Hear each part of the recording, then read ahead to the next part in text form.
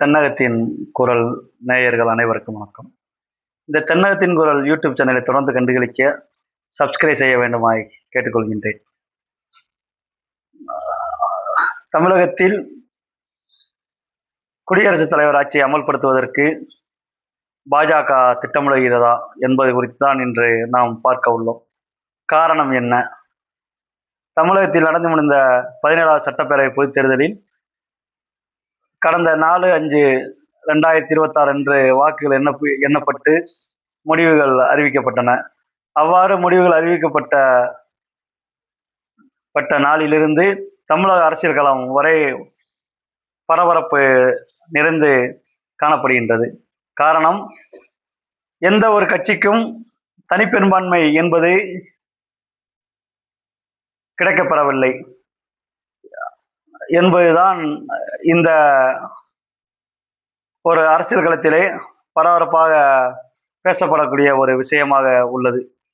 அவ்வாறு அதிபெரும்பான்மை கிடைக்காத சூழ்நிலையில் தனிப்பெருங்கட்சியாக உருவெடுத்துள்ள தமிழக வெற்றிக் கழகம் 108 இடங்களை கைப்பற்றி தனிப்பெருங்கட்சியாக உருவெடுத்துள்ளது.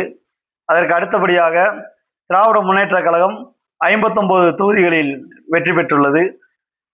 அதற்கு அடுத்தபடியாக அனைத்து இந்திய அண்ணா திராவிட முன்னேற்ற கழகம் 43 தொகுதிகளிலும், காங்கிரஸ் கட்சி 5 தொகுதிகளிலும், பாட்டாளி மக்கள் கட்சி 4 தொகுதிகளிலும், 2 கம்யூனிஸ்ட் கட்சிகள் தலா 2 தொகுதிகளிலும், விடுதலை சிறுத்தைகள் கட்சி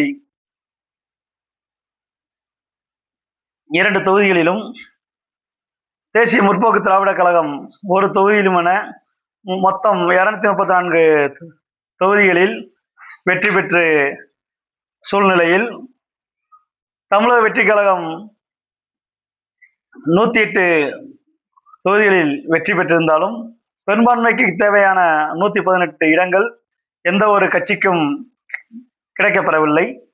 அந்த சூழ்நிலையில்தான் மதசார்பற்ற முற்போக்கு கூட்டணியில் இருந்த காங்கிரஸ் கட்சி தமிழக வெற்றிக் கழகத்திற்கு தன்னுடைய ஆதரவை வழங்கியுள்ளது. அவ்வாறு வழங்கியதன் விளைவு தமிழகத்திலே குடியரசுத் தலைவர் ஆட்சியை அமல்படுத்தக்கூடிய ஒரு சூழலை காங்கிரஸ் கட்சி தான் உருவாக்கியுள்ளதாக தெரிகின்றது. ஏனென்றால் திராவிட முன்னேற்ற கழக கூட்டணியில் வெற்றி பெற்ற காங்கிரஸ் கட்சி 28 தொகுதிகளில் போட்டியிட்டு 5 தொகுதிகளில் மட்டுமே வெற்றி பெற்றது. அவ்வாறு வெற்றி பெற்ற காங்கிரஸ் கட்சியானது தற்பொழுது தமிழக வெற்றிக் கழகத்துக்கு ஆதரவு கொடுத்துள்ள நிலையில் 113 எம்எல்ஏக்கள் அவர்களிடம் உள்ளதாக தமிழகத்தின் பொறுப்பு ஆளுநர் ராஜேந்திர அழகரிடம் நேற்றைய தினம் நேரடியாக சந்தித்து தமிழக வெற்றிக் கழகத்தினுடைய தலைவர் நடிகர் விஜய் அவர்கள் ஆட்சி அமைப்பதற்கு உரிமை கோரினார். அவர் சட்ட ரீதியாக ஆட்சிக்கு பெரும்பான்மையான 118 இடங்கள் தேவை. அவ்வாறு 118 இடங்களில் நீங்கள் வெவ்வேறு கட்சி எம்எல்ஏக்களை உங்களுக்கு ஆதரவு கடிதம் வாங்கி வந்தால் கூட நான் உங்களுக்கு பதவி பிரமாணம் செய்து வைக்கிறேன் என்று எல்லாம் கூறியதாக தகவல் வெளியானது. இன்று முதலமைச்சராக பதவியேற்க இருந்த நடிகர் ஜோசப் விஜய் அவர்கள் இதன் காரணமாக தன்னுடைய பதவி பிரமாணத்தை ஏற்க முடியாமல் பின்வாங்கினார். இந்த சூழலில்தான் நேற்று இரவு முதல் ஒரு பரபரப்பான ஒரு செய்தியை தமிழக ஊடகங்களும் அகில இந்திய ஊடகங்களும் வெளியிட்டன. என்ன செய்தி என்றால், 2 திராவிட கட்சிகளும் இணைந்து ஆட்சி அமைத்து தமிழகத்திலே 5 ஆண்டு காலம் திரு எடப்பாடி பழனிசாமி அவர்கள் தலைமையிலே ஆட்சி அமைத்து திராவிட முன்னேற்ற கழகம் வெளியிலிருந்து ஆதரவு கொடுத்து அதனுடைய கூட்டணி கட்சிகளாக இருக்கக்கூடிய விடுதலை சிறுத்தைகள், 2 கம்யூனிஸ்ட் கட்சிகள் மற்றும் அனைத்து இந்திய அண்ணா திராவிட முன்னேற்ற கழகத்தினுடைய கூட்டணியில் இருந்த பாட்டாளி மக்கள் கட்சி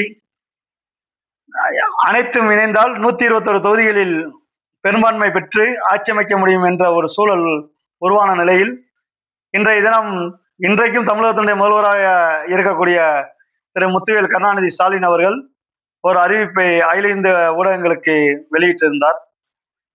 அந்த அறிவிப்பு என்னவென்றால், திராவிட முன்னேற்ற கழகம் என்றைக்கும் கொல்லைப்புறமாக ஆட்சி அமைக்க வராது. ஆகையால் தமிழக வெற்றி கழகம் ஆட்சி அமைப்பதற்கு திராவிட முன்னேற்ற கழகம் எந்த சூழ்நிலையிலும் இடைஞ்சல் செய்யாது.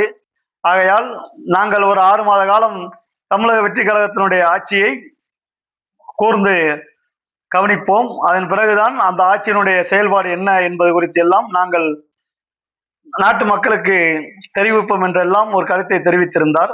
இதன் மூலம் 2 திராவிட கட்சிகள் இணைந்து ஆட்சி அமைக்கக்கூடிய ஒரு சூழல் ஏற்படாது என்பதுதான் தற்போதைய கள நிலவரம். அரசியலில் எதுவென்றாலும் நடக்கலாம். ஆனால் காங்கிரஸ் கட்சி தமிழக வெற்றி கழகத்திற்கு ஆதரவு தரவில்லை என்றால் கண்டிப்பான முறையில் பாரதிய ஜனதாவுடைய அடிப்படையாக இருக்கக்கூடிய தமிழக ஆளுநர் அவர்கள் தமிழக வெற்றி கழகத்திற்கு இன்றைய தினம் பதவி பிரமாணம் செய்து வைத்து 15 நாட்கள் காலக்கெடுவை கொடுத்திருப்பார்.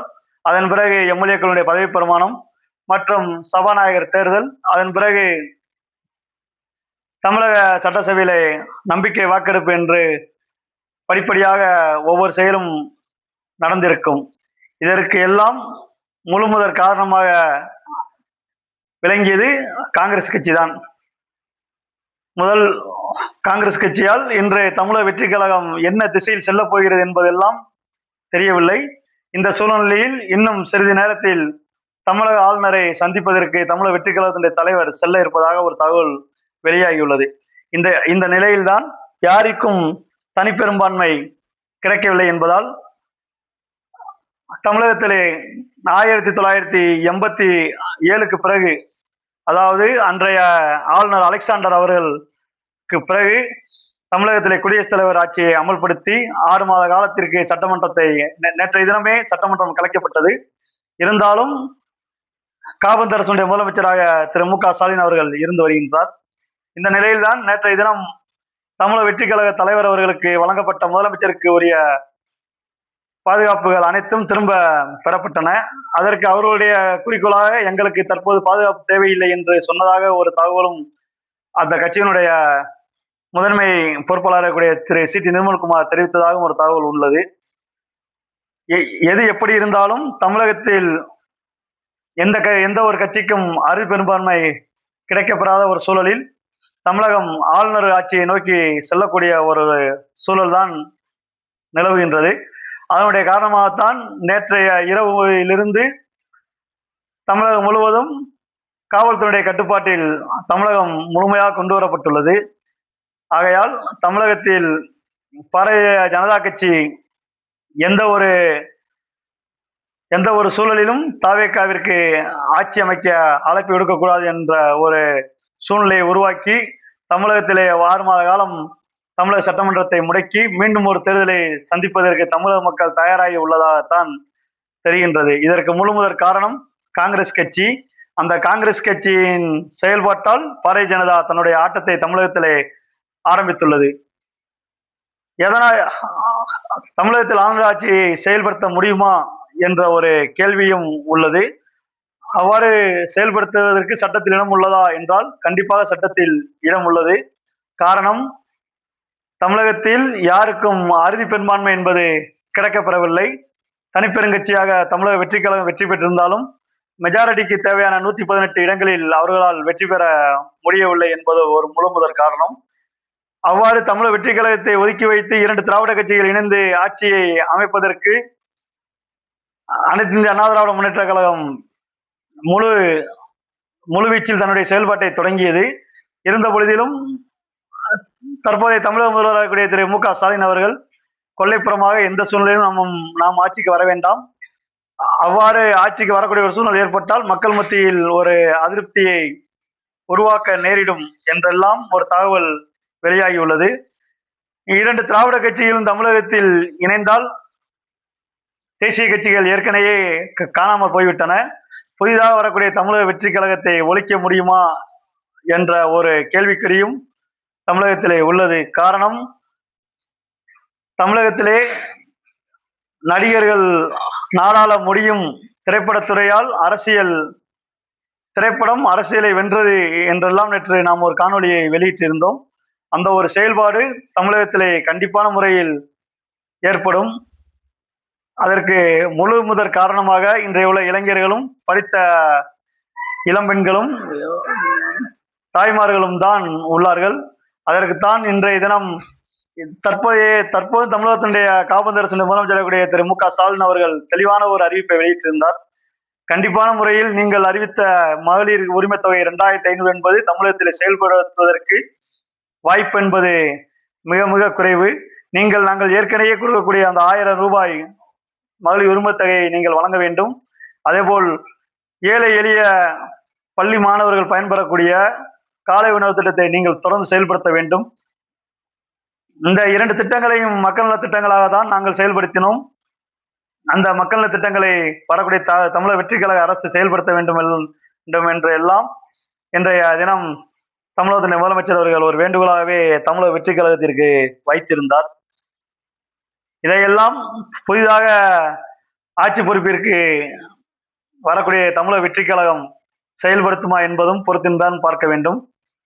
தமிழகத்தில் ஆளுநர் ஆட்சி 1987க்கு பிறகு கிட்டத்தட்ட 35 ஆண்டுகளுக்கு பிறகு தமிழகத்தில் ஆளுநர் ஆட்சி செயல்படுத்துவதற்கு பாரதிய ஜனதா கட்சி முழு வீழ்ச்சியில் தன்னுடைய பணியை தொடங்கியுள்ளதான் தெரிகின்றது. அதன் அடிப்படையில் தான் நடிகர் விஜய் அவர்களுக்கு வழங்கப்பட்ட முதலமைச்சருக்கான பாதுகாப்புகளும் திரும்ப பெறப்பட்டுள்ளதாகவும் தகவல் வெளியாகியுள்ளது.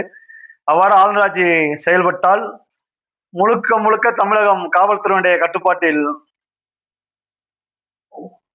வந்துவிடும். தமிழகத்தில் எந்த ஒரு நலத்திட்டங்களும் அரசால் மேற்கொள்ளக்கூடிய எந்த ஒரு நலத்திட்டங்களும் செயல்படுத்த முடியாது. 6 மாத காலத்திற்கு பிறகு தேர்தல் அறிவிக்கப்பட்டு அதன் பிறகு 3 மாதங்களுக்கு பிறகு தமிழகத்திலே ஒரு புதிய அரசு பதவியேற்கக்கூடிய ஒரு சூழல் தான் உருவாகும் என்பதுதான் தற்போதைய கள நிலவரமாக உள்ளது. இதற்கு அடித்தளம் அமைத்து கொடுத்தது காங்கிரஸ் கட்சி. இதை செயல்படுத்த துடிப்பது பாரதிய ஜனதா கட்சி என்பதுதான் தற்போதைய கள நிலவரம்.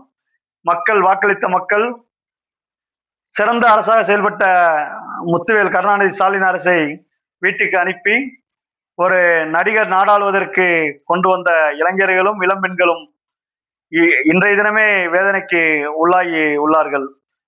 காரணம், அவர்கள் தெரிவிப்பது நாங்கள் ஓட்டு போட்டால் முத்துவேல் கருணாநிதி ஸ்டாலின் அவர்கள் ஆட்சி அமைக்க போகிறார், அவர் வெற்றி பெற்று விடுவார் என்பதுதான் அனைவருடைய கருத்தாக இருந்து அவ்வாறு வெற்றி பெறக்கூடிய ஒரு சூழலை உருவாக்கப்பட்ட இளம் பெண்களும் இளைஞர்களும் ஒரு குறிப்பிட்ட சமூகத்தினரும் இன்றைய ஆட்சியை வீட்டிற்கு அனுப்பியதன் வெளிப்பாடு இன்னும் 6 மாத காலங்கள் எந்த ஒரு அடிப்படை வசதிகளும் இன்றி எந்த ஒரு அரசு நலத்திட்டங்களும் இன்றி கஷ்டப்படக்கூடிய ஒரு சூழலை தமிழக மக்கள் உருவாக்கி உள்ளார்கள் என்பதுதான் தற்போதைய கள நிலவரம்.